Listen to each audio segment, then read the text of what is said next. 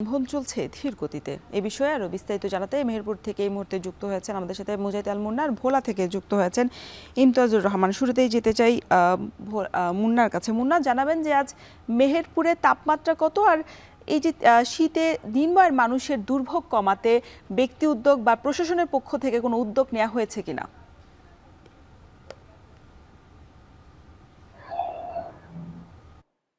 রওশন, আপনাকে আমি জানিয়ে রাখি, আজ সকাল 6টায় মেহেরপুরের তাপমাত্রা সর্বনিম্ন তাপমাত্রা রেকর্ড করা হয়েছে 11.6 ডিগ্রি সেলসিয়াস। সেই সাথে বাতাসের আর্দ্রতা ছিল 95%। আপনাকে আরেকটু জানিয়ে রাখি, বাতাসের আর্দ্রতা যত বাড়বে তত কিন্তু শীত বেশি পড়বে। সেই সাথে উত্তরের হিমেল হাওয়া কিন্তু জনজীবনকে একেবারে অতিষ্ঠ করে তুলেছে। আমি যদি গতকালকের কথা বলি, গতকালকে কিন্তু মেহেরপুরের তাপমাত্রা ছিল 12.6 ডিগ্রি সেলসিয়াস। গতকালকে চাইতেও 1 ডিগ্রি তাপমাত্রা কিন্তু আজ কম রয়েছে, অর্থাৎ গতকালকে চাইতে আজকে একদিকে যেমন শীতও বেশি, আবার সেই সাথে বাতাসের আর্দ্রতাও বেড়েছে। তাই জনজীবনে কিন্তু এর ব্যাপক প্রভাব পড়ছে। বিশেষ করে উত্তরের হিমেল হাওয়ার কারণে শীতের যে অবস্থা সেটা কিন্তু আরো একটু বেড়ে যাচ্ছে। এতে করে যারা সাধারণ খেটে খাওয়া মানুষ, নিম্ন আয়ের মানুষ, বিশেষ করে যারা একেবারে পথের মানুষ, এদের কিন্তু এক ধরনের কষ্টের মধ্যে রয়েছে। তার কারণ হচ্ছে অতিরিক্ত শীতের কারণে তারা কিন্তু ঠিকমতো কাজ করতে পারছে না। আবার যারা হচ্ছে স্কুলগামী শিক্ষার্থী, এরা কিন্তু বেশ সংকটের মধ্যে পড়ে যাচ্ছে। কারণ যেসব স্কুলগুলো 7টা 15 বা 7:30টার সময় শুরু হচ্ছে বা 8টার সময় শুরু হচ্ছে, তাদের কিন্তু অনেক ভোরবেলাতেই কিন্তু স্কুল থেকে বের হতে হচ্ছে। বিশেষ করে যারা শহরের বাইরে থেকে স্কুলে আসে, সদর উপজেলার বিভিন্ন গ্রাম থেকে, তারা কিন্তু অনেক প্রতিকূলতার মধ্যে স্কুলে আসতে হচ্ছে। তার প্রথমত কারণ হচ্ছে অতিরিক্ত শীতের কারণে রাস্তায় কিন্তু অন্যান্য সময়ের চাইতে, স্বাভাবিক সময়ের চাইতে যানবাহনের উপস্থিতি একেবারেই কম। বিশেষ করে রিক্সা, ভ্যান, ইজি বাইক এগুলো কিন্তু একেবারে দেখা যাচ্ছে না। তাই যারা স্কুলগামী শিক্ষার্থী, তারা কিন্তু স্কুলে আসতে বিভিন্ন রকম সংকটের মধ্যে পড়ছে।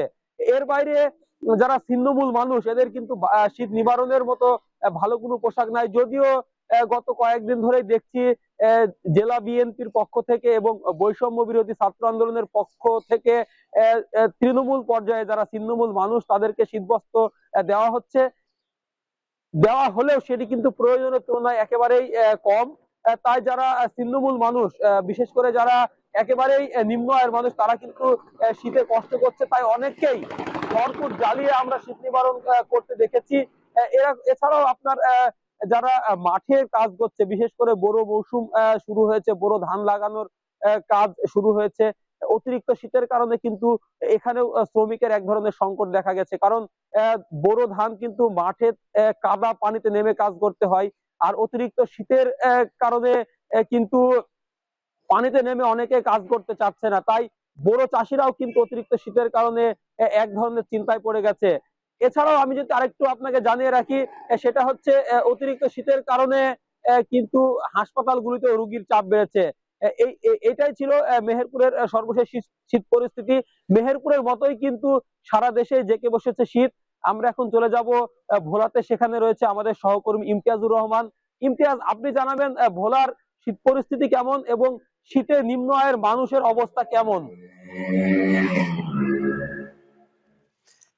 মুন্না, মেহেরপুরের মতো কিন্তু দ্বীপ জেলা ভোলার চিত্র কিন্তু একই রকম। শীতের তীব্রতা এতটাই বেড়েছে, যার কারণে একেবারে বেড়িবাঁধ সহ উপকূলীয় এলাকার মানুষ একেবারে শীতে কাবু হয়ে রয়েছে। আমি এখন রয়েছি ভোলার সদর উপজেলার মেঘনা নদীর পাড়ে, তুলাতুলি জেলেপল্লিতে। আমার পিছনে দেখতে পাচ্ছেন বেশ কিছু জেলে নৌকা কিন্তু ঘাটে নোঙর করা রয়েছে। এই বিগত সময়ে যখন শীত কম ছিল, তখন কিন্তু তারা নদীতে গিয়ে জাল ফেলে মাছ ধরে কিন্তু এই সময়টাতে বিক্রি করার কথা থাকলেও কিন্তু এখন কিন্তু শীতের এতটাই তীব্রতা, গতকাল রাতে তারা নদীতে যেতে পারেনি, যার কারণে ঘাটেই নৌকাগুলো নোঙর করে রেখেছে বলে আমরা জানতে পেরেছি। আমি এখানকার জেলেদের সাথে কথা বলেছিলাম। জেলেরা যেমনটা জানিয়েছে, এই নদী, পানি, মাছ, এই তিনে মিলে কিন্তু তাদের ঘর সংসার মিতালি। কিন্তু এই শীতের তীব্রতার কারণে কিন্তু গত কয়েকদিন, বিশেষ করে গত এক সপ্তাহ পর্যন্ত ভোলার তাপমাত্রা কিন্তু 12 থেকে 13 ডিগ্রি সেলসিয়াসে ওঠানামা করছে। এর সাথে কিন্তু মৃদু বাতাস রয়েছে, যার কারণে এই জেলে পরিবারে ব্যাপক প্রভাব পড়েছে। জেলেদের জীবনযাপনে কিন্তু অনেকটাই দুর্বিষহ হয়ে পড়েছে বলেও কিন্তু জেলেরা জানিয়েছে। অপরদিকে যেই আমি ভোলার যেই হাসপাতালগুলোতে খোঁজ নিয়েছি, তারা জানিয়েছে যে উপকূলীয় এলাকার যে বেড়িবাঁধ এলাকার বয়োবৃদ্ধ এবং শিশুরা কিন্তু এই শীতের যে বাতাস এবং তীব্রতার কারণে বেশি নিউমোনিয়া ঠান্ডাজনিত রোগে আক্রান্ত হচ্ছেন, এবং বেড়িবাঁধ এলাকার মানুষরা কিন্তু হাসপাতালে বেশি ভর্তি হওয়ার কথাও কিন্তু ভোলা সিভিল সার্জন আমাকে জানিয়েছে। বিশেষ করে ভোলার চারপাশে নদী, এতে করে ৭ উপজেলার অধিকাংশ হাসপাতাল, বিশেষ করে মনপুরা, চরপেশন, দৌলত খান, তজুমুদ্দিন, ভোলা সদর, এই সকল এলাকার মানুষজন বেশি হাসপাতালে ভর্তি হওয়ার খবরও কিন্তু আমরা পেয়েছি।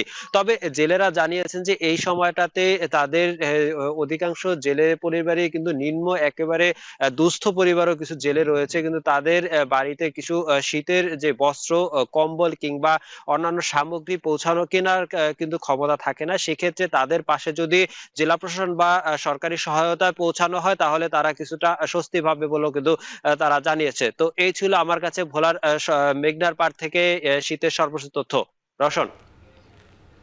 মাঘ মাসের শীতের তীব্রতা জানাতে ঢাকার বাইরে থেকে যুক্ত ছিলেন সহকর্মীরা।